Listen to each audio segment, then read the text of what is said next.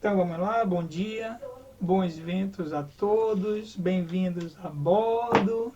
Estamos hoje com a ideia de construir a linha do seno, mostrar no círculo trigonométrico aonde fica a linha do seno. Para isso nós vamos usar o GeoGebra para colaborar com a gente e vamos construir do zero, desde o círculo trigonométrico. Nós temos um círculo trigonométrico que, por padrão, ele possui um raio igual a 1, e com este raio igual a 1, aprendemos sobre primeiro quadrante, segundo quadrante, terceiro quadrante, quarto quadrante. Aprendemos também que existe um sentido positivo, que é o sentido anti-horário, a partir do ponto A. Deixa eu marcar aqui o nosso ponto A. Então nós temos um ponto ali que é a origem. Deixa eu redimensionar o ponto. Vamos trocar o ponto. A gente vai fazer devagarzinho para todo mundo poder entender, todo mundo poder acompanhar. Então, tudo construído ao vivo com vocês. Vou pegar esse ponto A aqui agora, vou chamar ele com o nome que ele deve ter, que é origem. Vou chamar de ponto O. Pronto, vou deixar ali o B, não vai afetar a vida da gente, mas não precisa que vocês fiquem vendo o ponto B, porque o nosso círculo agora, ele sempre terá um raio 1. Ora, o que é o seno? De onde aparece esta ideia do seno? Eu vou pegar um ponto qualquer, vou fixar esse ponto, que eu vou chamar de ponto P. Vou deixar ele na nossa circunferência, e é este ponto P que vai marcar para a gente todos os arcos que nós temos no círculo trigonométrico. Então o P ele está amarrado na circunferência, ele vai circular aqui, e ele vai estar definindo todas as linhas trigonométricas. Hoje, especificamente, nós vamos aprender uma linha que é a linha chamada linha do seno. Eu vou estabelecer um ângulo aqui. Deixa eu pegar a marcação de ângulo. Estou estabelecendo um ângulo. Esse ângulo ele pode variar, né, de menos infinito a mais infinito. Podemos representá-lo ele em radianos ou em graus. No nosso caso, hoje, nós estamos representando em graus. Eu só vou colocar aqui uma opção de arredondamento para ficar mais tranquilo para a gente visualizar o ângulo. Vou deixar com 0 casas. Então esse ângulo aí agora tem um ângulo de 27 graus, não é um ângulo notável, aqueles ângulos notáveis 30, 45, 60, 90, 180, que a gente normalmente sabe através da musiquinha, o seno, cosseno, a tangente 1, 2, 3, 3, 2, 1, 2 embaixo de todos, raiz onde não tem 1, e a gente vai fazer exatamente isso. Nós vamos pegar o ponto P e girar na circunferência. Repare que à medida em que nós giramos o ponto P, o ângulo vai sendo alternado. Então nós temos um arco, que é o arco AP, e nós temos um ângulo central. O ângulo central possui a mesma medida angular do arco, visto que o ângulo é central, né? Vamos então agora pegar uma definição para vocês do que é o seno. Para isso, eu vou traçar uma reta paralela ao eixo X, o eixo das abscissas. No caso, ele recebe um nomezinho diferente. Esse eixo aqui na trigonometria ele vai se chamar de eixo U, e o eixo vertical vai se chamar de eixo V.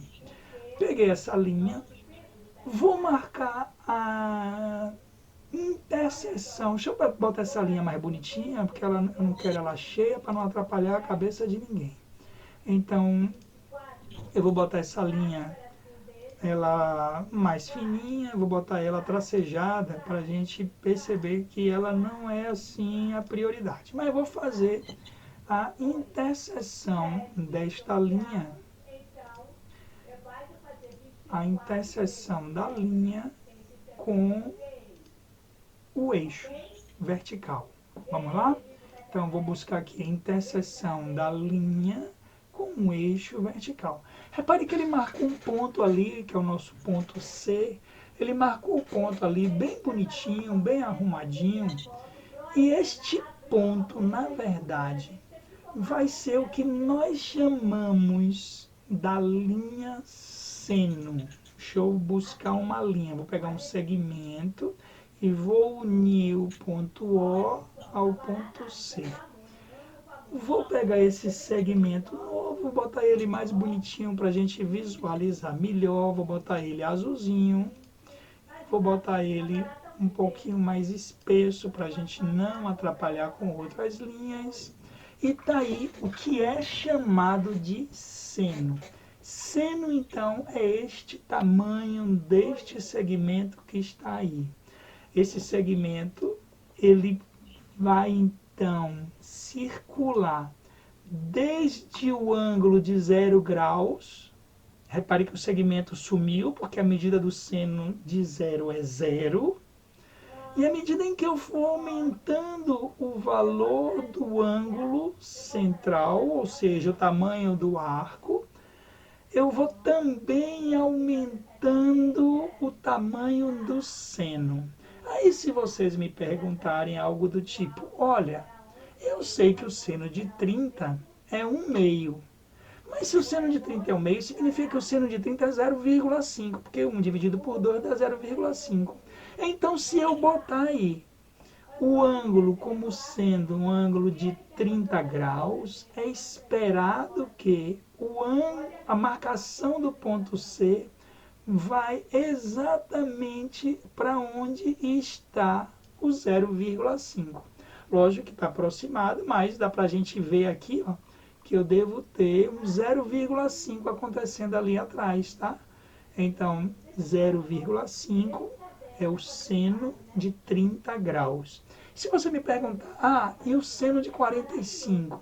Seno de 45 é raiz de 2 sobre 2. Raiz de 2 sobre 2 vai dar aproximadamente 0,7. Se você pegar assim, ó, raiz de 2 é mais ou menos 1,4, dividido por 2, 0,7. Então, se eu colocar esse ângulo como sendo um ângulo de 45 graus, eu vou ter que o seno de 45 graus, estamos chegando aqui no 45 graus, deve estar mais ou menos no 0,7.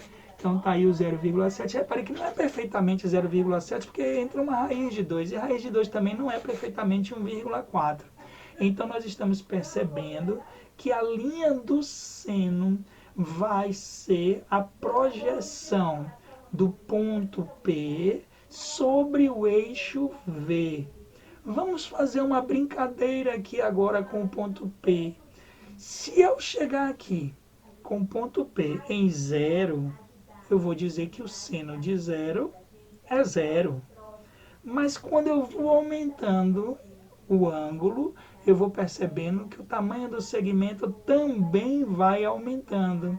Então, o seno no primeiro quadrante, eu posso afirmar que ele é crescente. Crescente até quanto?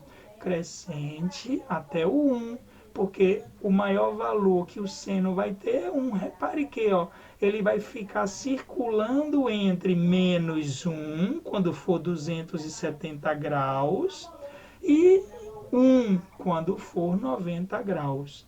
Aí você pergunta, e no 180 o que acontece? Olha, vamos ver o que acontece no 180 aqui, ó. Quando eu venho com 180, ele já subiu, já está descendo, seno de 180, 0 novamente. E seno de 150? Seno de 150, repare que se eu tivesse o ponto do lado de cá, seria igual a 30 graus. Então, seno de 150 é igual ao seno de 30, que vale 0,5. Eu vou fazer uma circulação com ponto P aqui nos quadrantes e vamos avaliar algumas coisas. Primeiro, vamos avaliar o crescimento do ponto P. Deixa eu animar o ponto P aqui. Está muito rápido. Eu vou dar uma diminuída aqui nessa velocidade.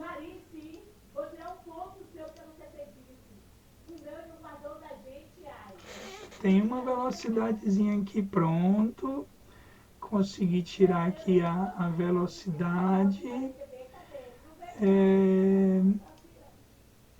Incremento de 0,1. Muito bem. Então eu retirei a velocidade do ponto P, mas a gente vai fazer exatamente isso. Vamos analisar só o crescimento. Vamos lá então. Crescente no primeiro quadrante, decrescente no segundo quadrante, continuou decrescendo no terceiro e no quarto ele volta a aumentar. Porque quem sai de -1 e vai para 0 é porque está aumentando. Observe o cuidado aí, ó. Parece que ele está diminuindo o tamanho, mas ele está aumentando o módulo, tá certo? Quem sai de -1 e vai para 0 está crescendo.